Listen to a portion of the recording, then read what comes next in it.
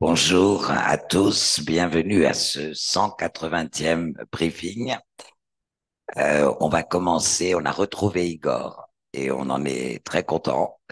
Et on va donc commencer par lui, à tout seigneur, tout honneur, sur les nouvelles internationales.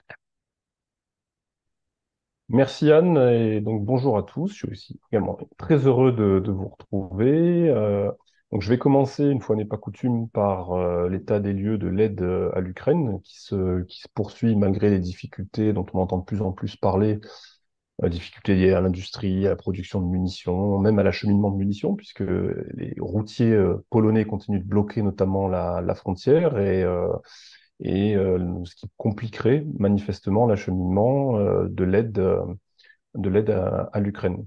Alors, commencer par les États-Unis, qui sont un petit peu le cœur du réacteur en quelque sorte, puisque le secrétaire d'État Blinken a annoncé hier un nouveau paquet d'aide à l'Ukraine d'un montant de 175 millions de dollars, qui comporte sur des munitions pour la défense antiaérienne, pour l'artillerie, enfin des choses dont on entend quand même régulièrement parler, mais évidemment le montant reste toujours très modeste. Je rappelle qu'on est en train de consommer la fin de l'enveloppe de l'année précédente, sur laquelle il ne reste plus que quelques centaines de millions de dollars. Et M. Blinken lui-même a expliqué, en annonçant ce paquet, qu'il s'agissait très certainement, qu'il pourrait en tout cas s'agir d'un des derniers paquets d'aide militaire à l'Ukraine, étant donné que cette enveloppe arrive bientôt, sera bientôt vide. Et d'une part, et que d'autre part, les discussions sont toujours très houleuses au Congrès pour voter la nouvelle aide militaire à l'Ukraine, notamment. Puis la nuit dernière, au Congrès, justement, le Sénat américain a bloqué l'examen d'un projet de loi qui portait justement sur cette nouvelle aide militaire, alors pas exclusivement à l'Ukraine, puisqu'il s'agit en réalité de l'Ukraine, d'Israël et de Taïwan. On parle quand même d'un montant total agrégé qui est environ de 100 ou 105 milliards de dollars. Cet examen a été bloqué parce que les congressmen, principalement républicains, contestent la politique migratoire de l'administration Biden ainsi que la politique liée à la sécurité des frontières. Et évidemment, le sujet des frontières et la politique migratoire est intimement lié dans cette logique de politique intérieure américaine au déblocage de cette aide pour les alliés des États-Unis, l'Ukraine, Israël et donc Taïwan. Alors c'était une séance d'autant plus houleuse qu'avant cette session de vote, donc la nuit dernière, il était prévu un briefing pour informer les congressmen, j'allais dire, des enjeux liés à ce vote. Briefing au cours duquel le président ukrainien Volodymyr Zelensky devait intervenir par Zoom en distanciel pour, j'allais dire, porter sa bonne parole, pour édifier les congressmen, enfin prendre conscience de l'enjeu. Pour une raison qui jusqu'à aujourd'hui est inconnue, cette intervention n'a pas eu lieu, elle a été annulée à la dernière minute.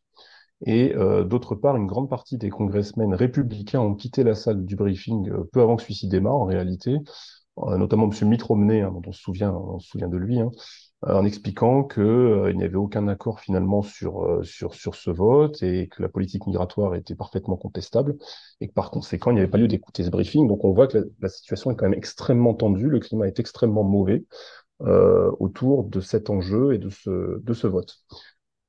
Après les États-Unis, l'OTAN, de manière assez brève, puisque le secrétaire général Jens Stoltenberg a accordé une interview, en tout cas un entretien, il y a quelques jours à une chaîne de télévision allemande, où il est revenu évidemment sur l'Ukraine, et il a expliqué que les Alliés devaient soutenir l'Ukraine dans les bons comme dans les mauvais moments. Et il a ajouté que les Alliés devaient aussi se préparer à de mauvaises nouvelles. Je cite M. Jens Stoltenberg. Alors, ce qui est assez rare d'ordinaire, je dis pas qu'il caractérisé par son optimisme. Il y a quand même des phrases qui sont beaucoup plus positives en règle générale. Et là, pour la première fois, on a quand même une phrase du secrétaire général de l'OTAN qui est plutôt assez pessimiste, voire négative. Je rappelle qu'il y a quelques mois, c'était un des hauts commandants militaires de l'OTAN qui avait déjà expliqué que la situation sur la contre-offensive ne se passait pas nécessairement comme prévu. C'était cet été, c'est une phrase qu'on avait relevée. Là, donc, M. Stoltenberg, visiblement, entrevoit de mauvaises nouvelles. Cela dit, le Conseil Ukraine-OTAN s'est réuni pour la première fois la semaine dernière, le 29 novembre. Les Alliés ont principalement refait passer le message à Kiev, qu'il n'était évidemment pas question d'envisager une adhésion à l'OTAN tant qu'il y aurait un conflit qui ferait rage sur son sol. Le Japon a fait savoir lors d'une réunion virtuelle des chefs d'État et de gouvernement du G7 qu'il était prêt à mettre 4,5 milliards de dollars sur la table pour la reconstruction de l'Ukraine. Et enfin, l'Union européenne continue d'essayer de trouver un moyen de produire des obus pour honorer la promesse de 1 million d'obus livrés en mars 2024. Monsieur Josep Borrell a déjà fait savoir qu'elle serait difficilement tenue, cette promesse. Euh, les Européens, vous le savez, ont mis en place un mécanisme de commande, de mutualisation des commandes d'obus en vue de simplifier, j'allais dire, ces commandes et la production de ces obus ensuite, à travers lequel ils ont placé une première commande de 60 000 obus dans le cadre de ce programme qui est piloté par l'Agence européenne de défense. Cela dit, Madame van der Leyen, le 30 novembre dernier, a déclaré que, il y aurait tout au plus 480 000 obus qui avaient déjà été livrés ou le seraient à assez brève échéance. En tout cas, d'ici mars, on est très loin des 1 million qui était la cible.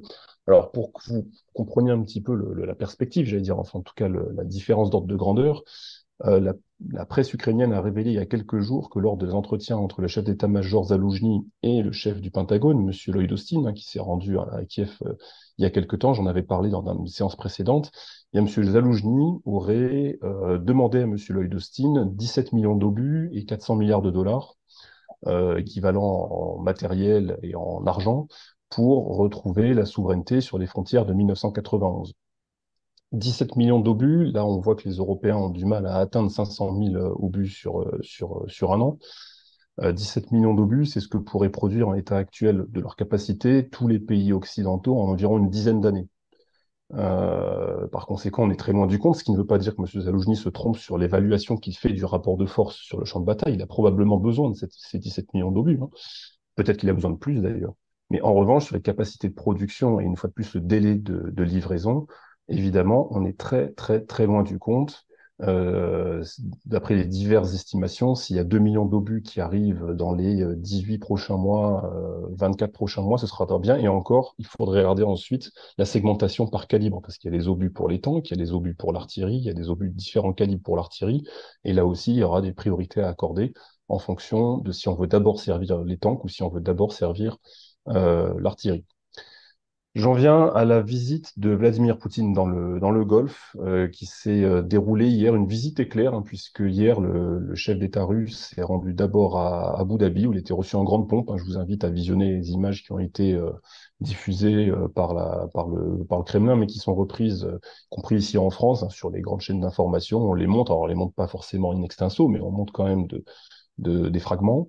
Il a été reçu donc en grande pompe à Abu Dhabi par Mohamed Ben Zayed. Puis il s'est rendu en Arabie Saoudite où il était accueilli par le roi sur le tarmac. Puis ensuite, il s'est entretenu avec Mohamed Ben Salman, le prince héritier.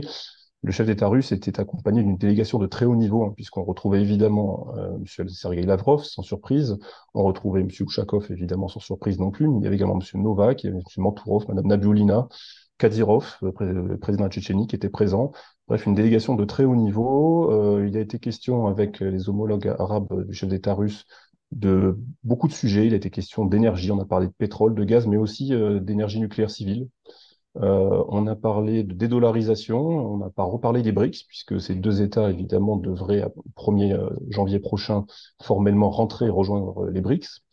On a parlé d'investissements arabes en Russie, de liens commerciaux et aussi, évidemment, d'Ukraine. Donc, des discussions quand même très, très larges. Et aujourd'hui, pour prolonger cette séquence, le chef d'État russe reçoit à Moscou, il a reçu, je crois, au milieu de journée, le président iranien, M. Raisi, pour là aussi discuter de coopération bilatérale et de sécurité régionale, avec des sujets très importants qui dépassent la sécurité, comme la logistique internationale, le projet de corridor nord-sud, par exemple, et également les questions de défense. Je terminerai en un mot avec la visite de Sergueï Lavrov à Skopje en Macédoine du Nord jeudi dernier, puisqu'il s'est rendu, je l'avais indiqué dans la note, à une réunion de l'OSCE. La Russie n'avait pas pu se rendre au sommet de l'OSCE l'an dernier, puisque celui-ci se tenait en Pologne, et donc pour des raisons que chacun peut comprendre, les Polonais n'avaient évidemment pas autorisé Sergueï Lavrov à se rendre à cette conférence. La Macédoine du Nord l'a autorisé, a ouvert son espace aérien à l'avion officiel de la délégation russe. La participation du chef de la diplomatie russe a provoqué le boycott de la réunion par l'Ukraine, par la Pologne et les pays baltes. Monsieur Blinken a quitté la capitale de la Macédoine du Nord un peu plus tôt, mais il a laissé son adjoint en charge des affaires européennes et eurasiatiques, Monsieur James O'Brien, qui lui est resté pour assister à la réunion et écouter le discours de Sergei Lavrov qui a duré une quinzaine de minutes, pas plus, assez court, dans lequel il a finalement, j'allais dire, coché toutes les cases. Il a repris les grands points de déclaration russe contre l'OTAN, contre l'Occident collectif, sur la passivité supposée de l'OSCE à l'égard de ce qui se passait en Ukraine depuis des années avant le 24 février, sur le cynisme supposé des Occidentaux, etc. Et puis il est parti tout de suite après son discours. Il n'est pas resté pour des échanges avec ses homologues. Voilà, Anne, je m'arrête ici pour le point sur la politique étrangère. Merci Igor, c'était très détaillé. Alors j'ai deux questions pour le moment qui vous concernent. D'après les Izvestia, la Russie admet la possibilité de pourparler avec Kiev dans un pays occidental. Lequel serait le meilleur choix pour Moscou et lequel pour le camp occidental? Bon, alors, on parle bien de pourparler, mais ça ne veut pas forcément dire que c'est là-bas que les choses se signeraient et se feraient et que, Non, non, non, de il pourparler. y aurait la photo finale. Voilà. Donc, si c'est pour des pourparlers, il y a les pourparlers, j'allais dire, officiels, tout le monde voit, où il y a des caméras, des journalistes, peut-être des conférences de presse, puis il y a des pourparlers, j'allais dire, dans les coulisses, pourparlers discrets, des rencontres discrètes en amont, ce qu'on appelle du track-to, la diplomatie parallèle. Ça, en réalité, ça a probablement déjà lieu, enfin, espérons-le, qu'il y ait quand même des contacts, alors pas tous les jours, mais occasionnellement. Pour ce type de pourparlers discrets, en dehors de toute caméra où les gens se rencontrent pour se faire passer des signaux, je pense qu'un pays comme la Suisse, par exemple, est plutôt pas trop mal placé. Bon. Maintenant, si on parle de pourparlers qui seraient déjà plus officiels, où on sait que des délégations vont se rencontrer avec des gens qui vont discuter dans une salle close, hein, fermée, hors caméra, hors micro, etc., avec éventuellement ensuite des déclarations officielles. Là, en revanche, tout de suite, le champ des possibles se réduit. En Occident, moi, je vois deux candidats potentiels. Éventuellement, ça pourrait être le Saint-Siège, d'une part, et d'autre part, ça pourrait être Malte, parce que Malte est dans l'Union européenne, mais n'est pas dans l'OTAN. Mais une fois de plus, ça me paraît quand même des deux possibilités très limites, si vous me passez l'expression.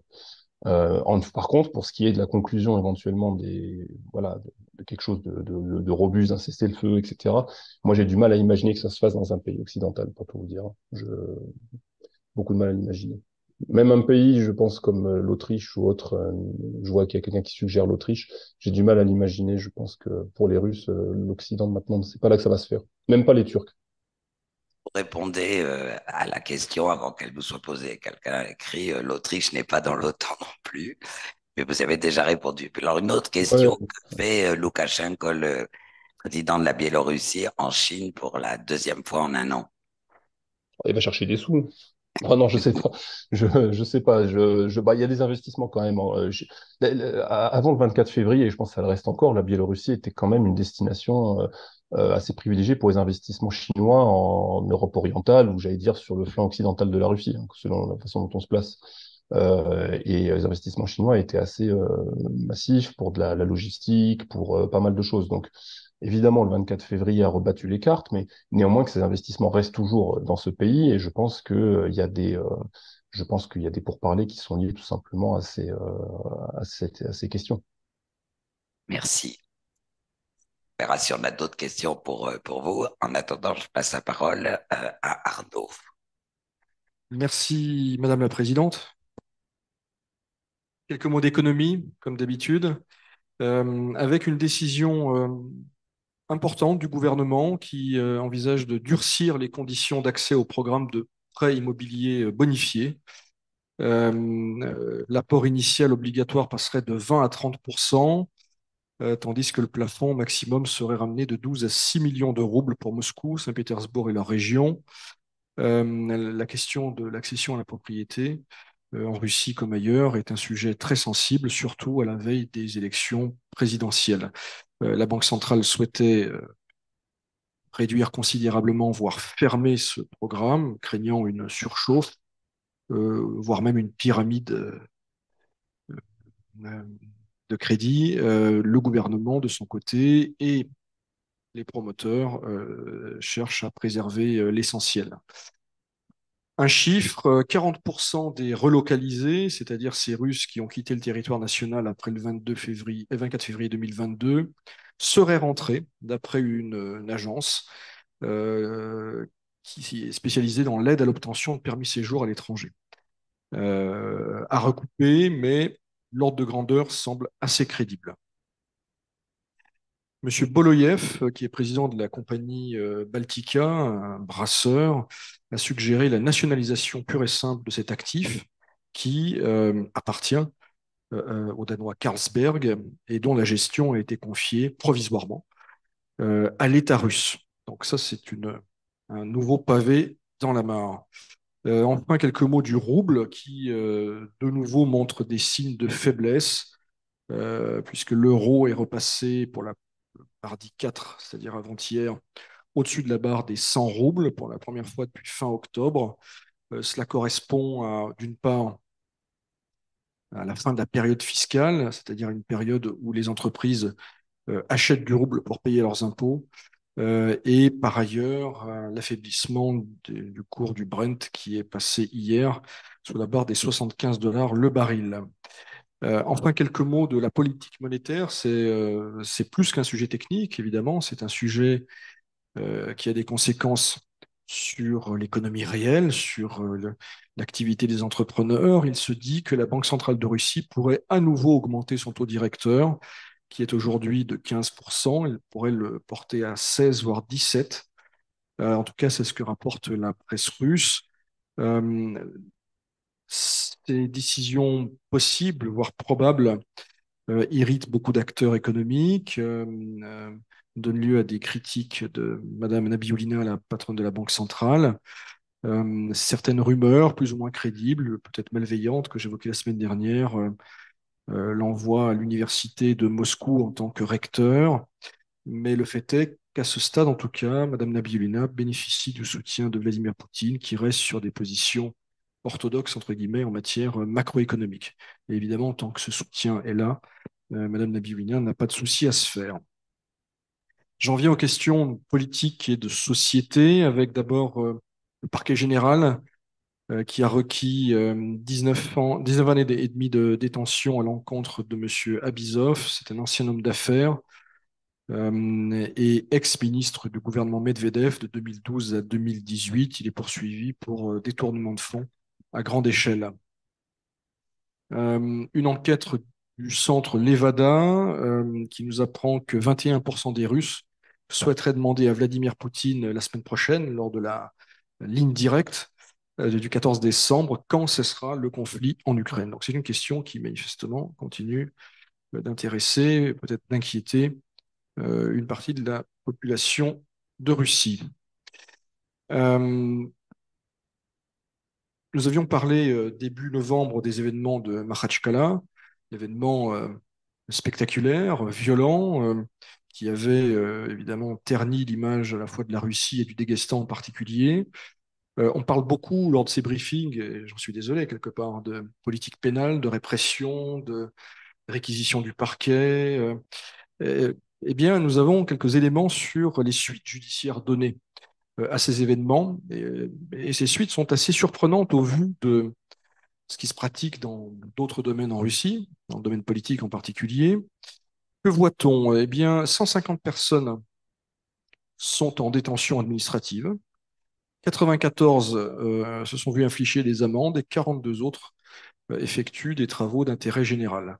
On en est là aujourd'hui, évidemment, ça paraît relativement clément, encore une fois, au vu de la gravité des faits et de leurs retombées politiques et médiatiques.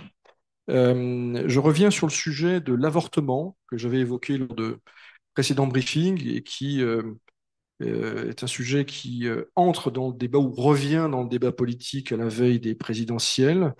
C'est un sujet qui émeut, notamment les femmes de Russie. Eh bien, Madame Matvienko, présidente du Conseil de la Fédération, c'est la chambre haute du Parlement de la Russie, s'est exprimée le 4 décembre. Elle a dit, je cite, « Je suis absolument sûr qu'aucune interdiction, campagne publique ou criminalisation de la législation dans ce domaine ne peuvent résoudre le problème, l'État ne s'engagera certainement pas sur cette voie. Mais, et c'est un bémol d'importance, Madame Matvienko dit que les autorités ont l'intention de faire en sorte que l'IVG ne soit plus possible que pour des raisons médicales ou de violence faites aux femmes concernées. Donc, la piste quand même d'un durcissement de l'accès à l'IVG se confirme malgré les réserves émises par la présidente du Sénat. Et c'est quelque chose, je le répète, qui est potentiellement dangereux politiquement pour le pouvoir. Les Russes dans leur ensemble, et les femmes en particulier, quel que soit leur rapport d'ailleurs au Kremlin, à Vladimir Poutine, ne souhaitent pas que l'État s'immisce dans leur vie privée. Ça, c'est quelque chose d'assez fondamental. J'en viens maintenant à l'événement du jour, c'est l'annonce, plutôt la confirmation de la date de la prochaine présidentielle, le 17 mars. Alors en réalité, ce sera sur 3 jours, hein, ce sera le 15, 16 et 17. Le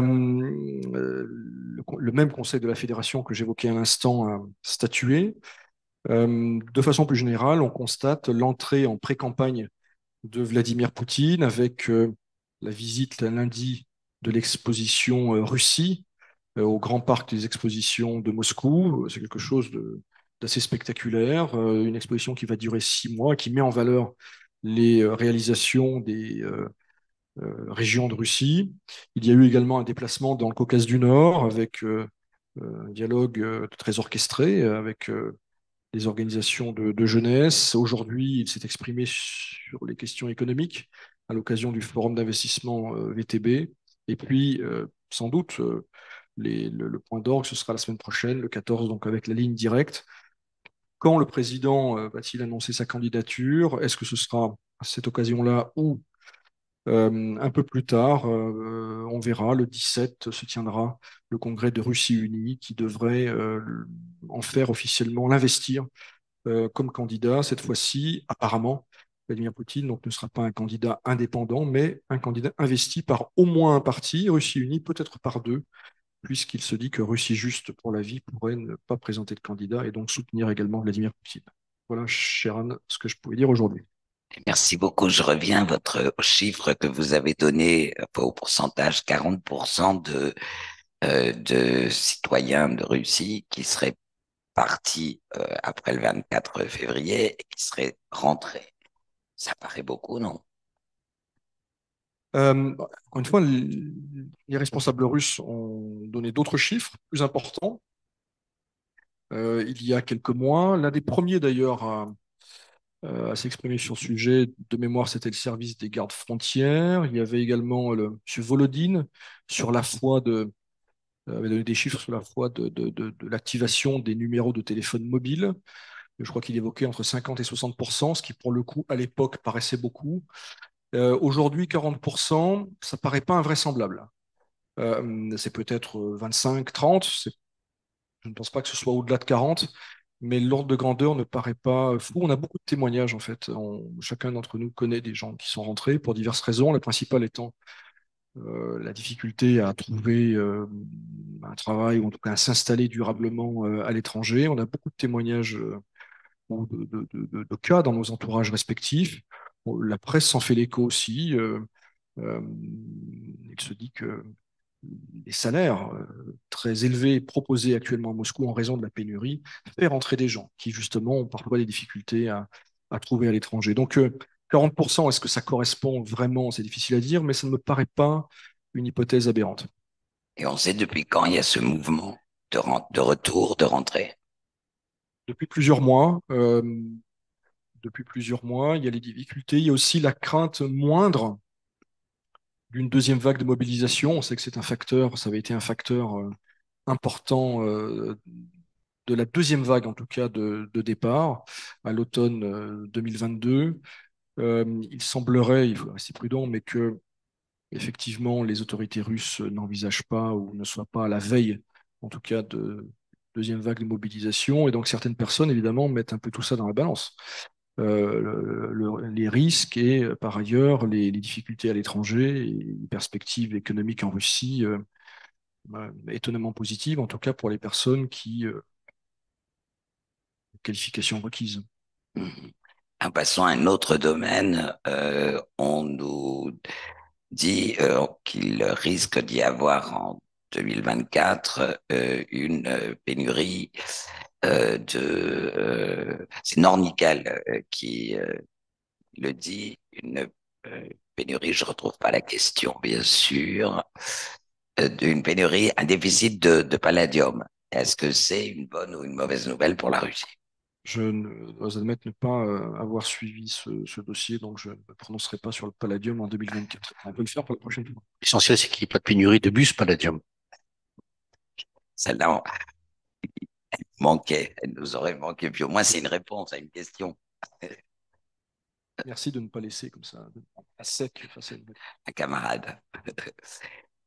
Sinon, j'ai assez peu de questions, et notamment pour ce qui concerne la politique intérieure et l'économie. Euh, Plus de questions, mais qui concernent plutôt l'Union européenne ou la Chine. Alors, je pense qu'on va passer la parole au directeur, monsieur le directeur général. Je vous en prie. C'est que vous souhaitiez que je commente les questions sino-russes, mais Ah bah oui, par exemple. tant que Igor n'est pas encore fait la tournée du business gériatrique shanghaïote.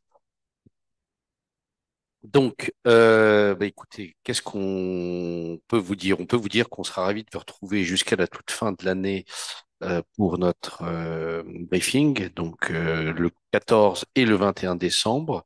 À partir du 21, on va vous laisser un peu tranquille en espérant que il y ait une vraie trêve pour la fin de l'année.